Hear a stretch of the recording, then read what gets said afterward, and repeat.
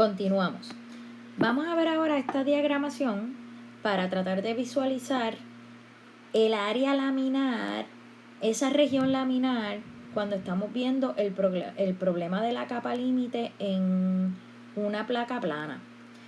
Y luego esa región de transición hasta llegar a la región de turbulencia. Nuevamente, empezamos de izquierda a derecha, una corriente de aire que viene de izquierda a derecha. Cuando se encuentra esa esquinita de la placa, hasta ahí llega ese perfil de velocidad uniforme, U grande, ¿verdad? Y a medida que se encuentra esa condición de no deslizamiento, se va formando esa capa límite, que también aquí la están se le puede denotar con un streamline. Anyway, al principio esa parte es laminar, todavía no se han formado suficientes inestabilidades para hacerla turbulenta, luego pasa por una región de transición hasta eventualmente llegar a turbulencia, ¿ok? Lo que va a definir si es turbulento, laminar o en transición es el número de Reynolds, que recuérdense, en el número de Reynolds se define distinto para distintos problemas de flujo. En el caso de la placa plana, el número de Reynolds es la velocidad en el freestream multiplicada por donde te encuentres en la placa en términos de distancia horizontal desde el inicio de la placa sobre la viscosidad cinemática, ¿ok? ¿Qué quiere decir eso? Que si X está bien cerca de 0, mi número de Reynolds va a ser menor. Si X está bien lejos de 0, mi número de Reynolds va a ser mayor. Y por lo tanto es por esto que la turbulencia ocurre luego en la placa y no al principio, ¿ok? Pero igual, esto depende de la velocidad. Así que si la velocidad es bien grande, pues anyway, a lo mejor se vuelve turbulento mucho antes, ¿ok? Laminar va a ser números de Reynolds menor de 10 a la 5. Turbulento va a ser números de Reynolds mayor que 10 a la 6. En este experimento, usted va a estar trabajando con las porciones laminares y las porciones turbulentas de la capa límite.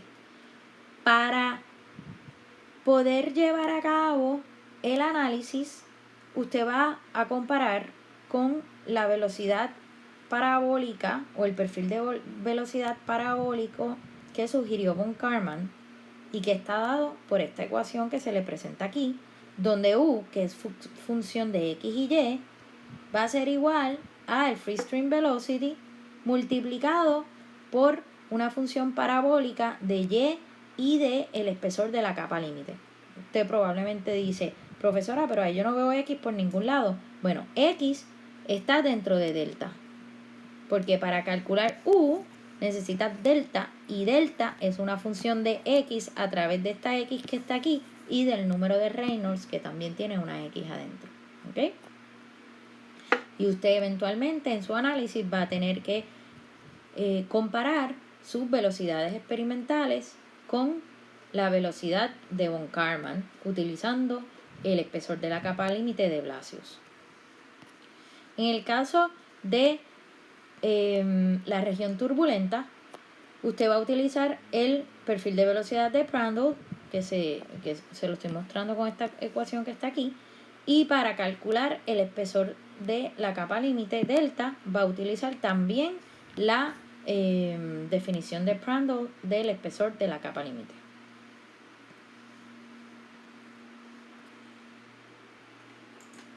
En cuanto al procedimiento experimental, vamos a ir por encimita sobre los objetivos, el equipo, un poco del procedimiento y los resultados que se le va a requerir.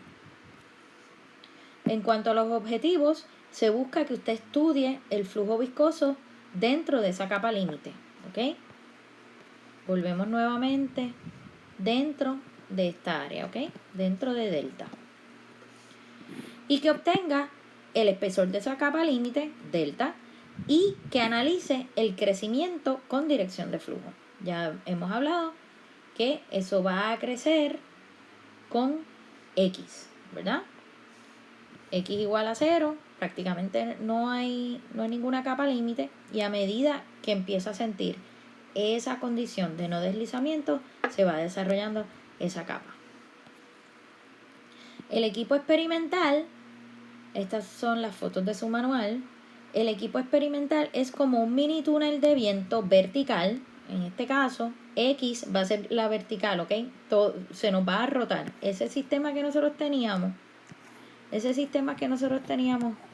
de X y Y, pues ahora se va a rotar, ¿ok? Donde X va a mirar hacia abajo y Y hacia la derecha o izquierda, como sea que esté instalado el tubo de pitot, ¿ok? Y entonces el aire sale desde arriba hacia abajo, aquí se encuentra con la placa plana y los tubos de pitot van a estar en distintos lugares en X y en Y, y ahí es donde usted va a tomar sus medidas. Para tomar sus medidas, usted no va a estar midiendo velocidad, va a estar midiendo presión. Y esa presión la va a medir con unos manómetros y esta pizarra manométrica que se le muestra aquí. Hay más detalles sobre esto en el video de Luis. En cuanto al procedimiento, usted va a utilizar el lado liso de la placa, va a inclinar la pizarra manométrica al punto 2. Eso tiene un factor de corrección del 0.5. Va a mover el tubo pitot hasta la placa y anotar la medida. Va a encender el túnel y va a seguir anotando las medidas de presión en el pitot y la presión de referencia. Va a alejar la placa del pitot y repetir las medidas. Busque en el manual los intervalos en que tienen que hacer estas medidas. Estos intervalos son intervalos en la coordenada Y.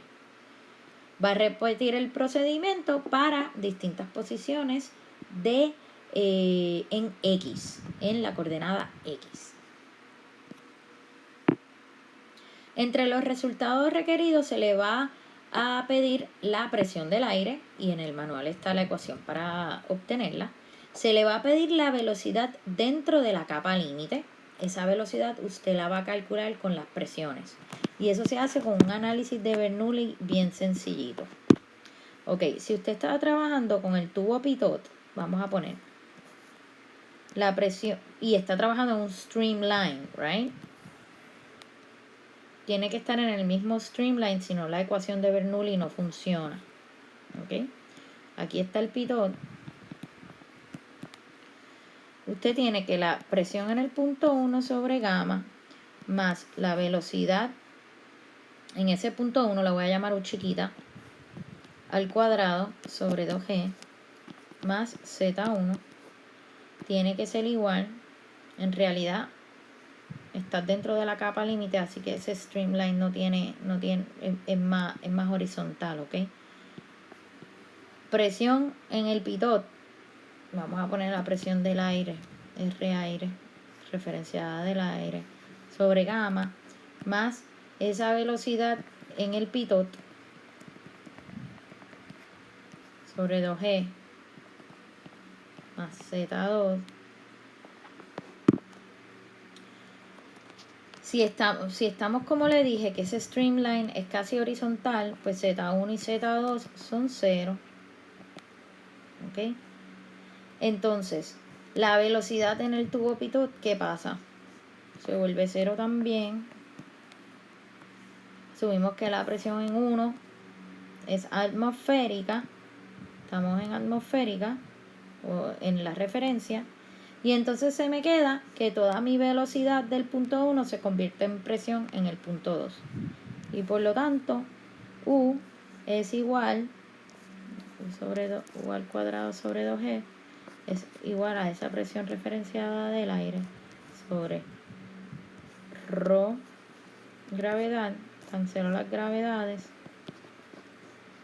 y me quedan que U es igual a 2 por esa presión referenciada del aire sobre ρ raíz cuadrada. ¿Ok? Si usted hace este mismo análisis para la presión para Bernoulli, para un streamline, en el freestream le va a dar casi exactamente lo mismo, pero en términos de U grande, donde U grande es igual, U grande sub 0, ¿verdad? Es igual a la raíz cuadrada de 2 veces la presión afuera sobre gamma. ¿Ok?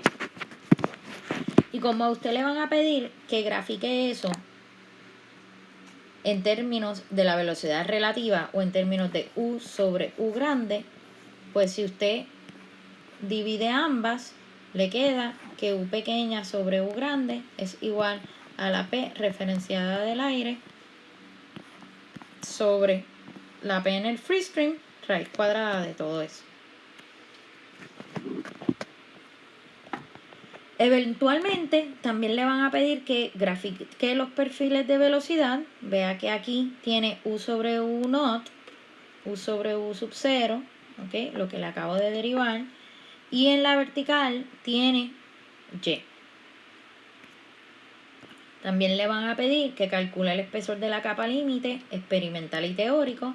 Experimental le enseñan que haga una interpolación o que lo calcule al 99% de el freestream, y están todos los pasos y usted sabe cómo hacer interpolaciones. Y el teórico, pues si está en el régimen laminar, lo va a calcular con Blasius, y si está en el régimen turbulento, lo calcula con Prandtl. Eventualmente va a comparar sus perfiles de velocidad experimental con los perfiles teóricos de esas ecuaciones de von Karman para laminar y Prandtl para turbulento.